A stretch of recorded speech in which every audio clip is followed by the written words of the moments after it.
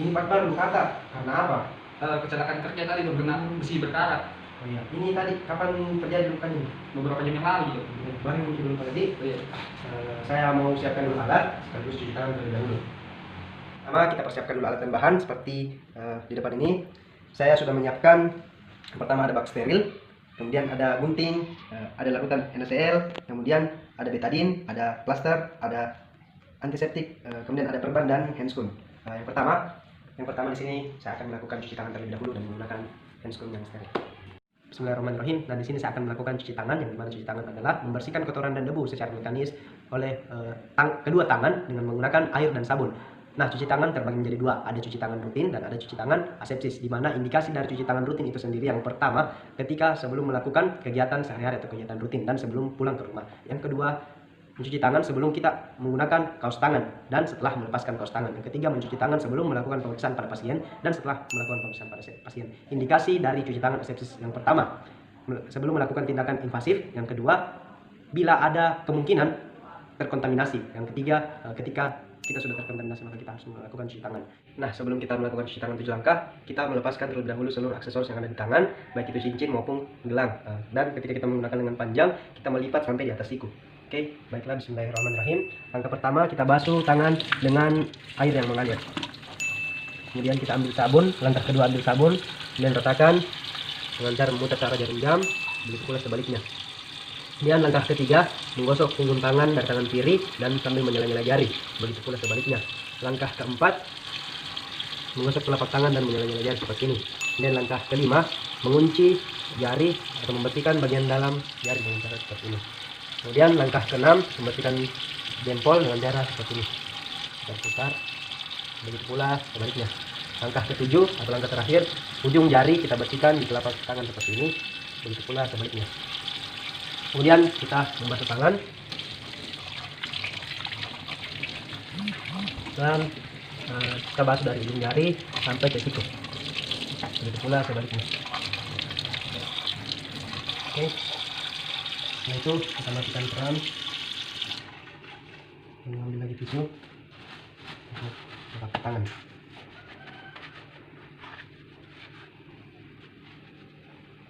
Alhamdulillah, cuci tangan 7 langkah telah selesai. Sekarang saya sudah melakukan cuci tangan dan saya akan menggunakan handscoon yang steril. Pertama, haluskan tangan kanan, bismillahirrahmanirrahim, tidak menyentuh bagian yang paling steril. Kemudian ini bagian steril kita akan membantu untuk memasukkan tangan seperti ini. Ya.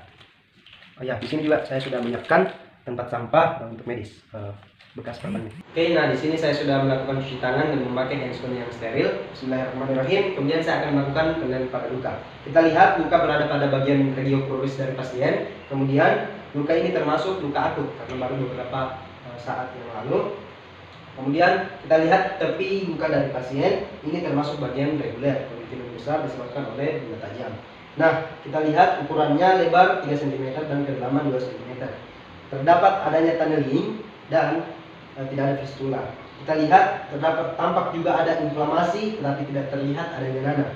Nah, selain itu saya akan mengecek bagian sekitar dari luka. Terasa nyeri pada pasien. Oke, alhamdulillahirobbilalamin, penilaian luka telah selesai. Nah, setelah saya melakukan penilaian luka pada pasien, selanjutnya saya menggunakan handscoon terlebih dahulu, mengganti handscoon dengan handscoon yang steril dan mencuci tangan terlebih dahulu. Kemudian selanjutnya saya akan melakukan perawatan luka pada pasien. Tapi sebelumnya saya akan memberikan informasi dari Pak. Selanjutnya saya akan melakukan perawatan luka pada Bapak. Mungkin ada sedikit rasa sakit yang dirasakan. Apakah Bapak sudah siap? Siap.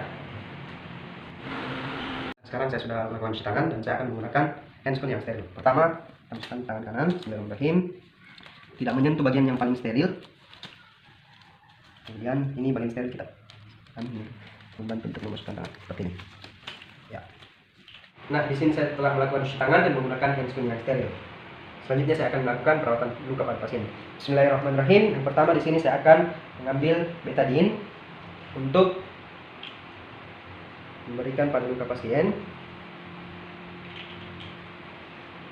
Kita lakukan secara sirkuler. Ini fungsinya untuk membunuh bakteri-bakteri yang ada pada luka. Oke, selanjutnya kita ambil larutan NaCl, kemudian kita berikan pada luka. Ini antipadi. Ini gunanya membantu mempercepat penyembuhan luka pada pasien. Nah, selanjutnya saya akan perban katanya kapas yang baru.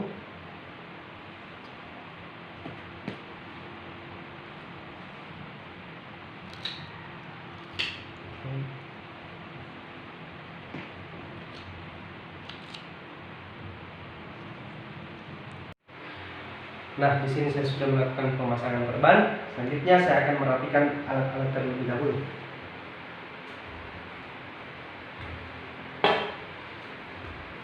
Dan melepaskan handscoon, kemudian membuang pada tempat sampah. Setelah ini saya akan melakukan cuci tangan, dan alhamdulillahirrahmanirrahim, proses perawatan luka pada pasien telah selesai. Bismillahirrahmanirrahim. Baik Pak, selanjutnya untuk menghindari adanya tetanus dari luka Bapak, maka saya akan menyuntikkan obat tetanus toksoid 0,5 cc, yang dimana saya akan melakukan suntikan intramuskular karena ini dapat memberikan absorpsi obat lebih cepat karena vaskularisasi otot. Apakah Bapak sudah siap? Iya dok.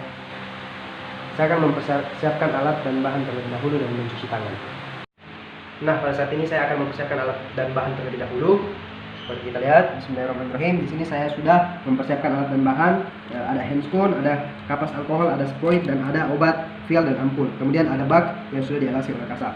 Yang pertama kita siapkan obat suntik dari vial. Saya akan menggunakan vial dan sproit yang berukuran 5 ml. Nah, yang pertama kita buka penutup logam untuk memajang penutup karetnya. Kemudian kita usap bagian karet dengan kapas alkohol 70%. Kemudian kita lepaskan penutup jarum, lalu kita tarik pelan-pelan ke belakang untuk mengumpulkan sejumlah udara yang sama dengan volume untuk pengambilan obat vial. Kemudian kita tusuk jarum ke dalam vial dengan level mengarah ke atas seperti ini. Kemudian kita aspirasikan udaranya. Lalu kita balik vial dengan tetap memegang vial dengan kuat.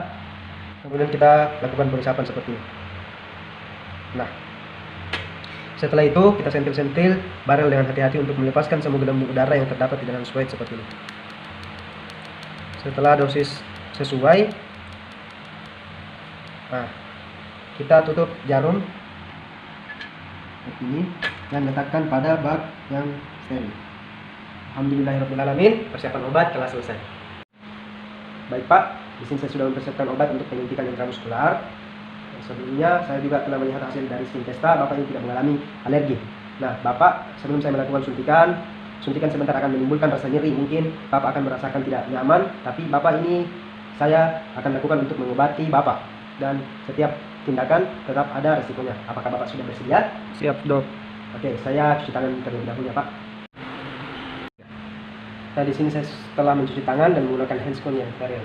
Yang pertama kita menentukan tempat penyuntikan, di mana ketika kita ingin menyuntikkan injeksi intramuskular, ada 3 tempat. Yang pertama ada di musculus gluteus maximus, ada di musculus quadriceps femoris, dan di musculus deltoideus. Pada kesempatan ini saya akan menyuntikkan di musculus deltoideus. Tadi Iya dok. kita membebaskan daerah yang akan disuntikan terlebih dahulu. Kemudian kita menghapus hamakan kulit pasien dengan kapas alkohol dengan cara sirkuler dari dalam keluar. Kemudian kita tunggu sampai kering. Nah, kemudian kita menegangkan kulit pasien dengan cara seperti ini. Lalu persiapkan alat suntik. Lalu menusuk jarum dengan tegak lurus atau 90 derajat. Seperti ini. Seperempat panjang jarum. Kemudian kita menarik pengisap sedikit untuk memeriksa apakah ada darah atau tidak. Bila tidak ada darah, semprotkan cairan obat perlahan-lahan. Oke. Kemudian kita menarik jarum secara cepat. Kemudian kita menekan. Kemudian kita masak atau pijat daerah penyuntikan. Kemudian kita bereskan alat penyuntikan dan membuang sarung tangan. Kali ini saya akan melakukan cuci tangan dan alhamdulillah injeksi intramuskular sudah selesai.